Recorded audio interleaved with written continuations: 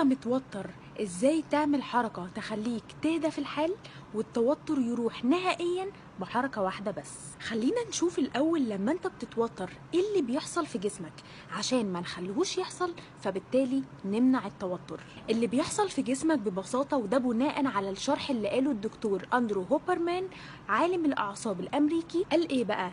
قال ان انت لما بتستنشق هواء، يعني بتاخد شهيق، الحجاب الحاجز بتاعك بيتحرك لتحت، فده بيخلق مساحة أكبر في التجويف الصدري، فقلبك بيبقى أكبر، فبالتالي الدم اللي بيضخه جوه جسمك بقى بيتبطأ أكتر، فده بيدي إشارة لمخك بسرعة إنه يسرع نبضات القلب، وتسريع نبضات القلب بيؤدي في الآخر للتوتر.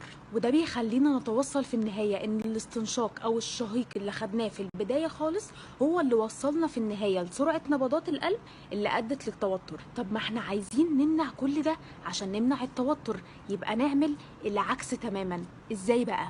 زي ما بيحصل في جسمنا لما بنعمل شهيق، بيحصل العكس تماما لما بناخد زفير. لما بنعمل زفير كل ده بيتعكس تماما، الحجاب الحاجز بيتحرك لفوق، فبالتالي بيدي مساحة أصغر لتجويف الصدر، فده بيخلي مساحة قلبك تصغر، فالدم اللي بيضخ في جسمك بيضخ بشكل أسرع، فبيدي إشارة لمخك إنها تبطأ نبضات القلب، فبالتالي كل التوتر ده بيروح وبتهدى.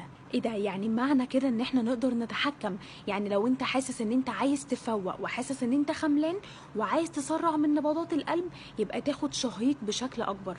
لو انت حاسس ان انت متوتر وعايز تهدى، يبقى تاخد زفير بشكل اكبر، وتخلي الزفير يكون اطول بكتير من الشهيق. مجرد ان انت تعمل كده كم مرة وانت قاعد، هتلاقي التوتر قل تماما. في بقى طريقة تنفس معينة بتشيل من التوتر في الحال بمجرد ما تعملها مرة واحدة او مرتين بالكتير، دي بقى هقولها لكم في الفيديو اللي جاي، وهمثلها لكم تعملوها ازاي.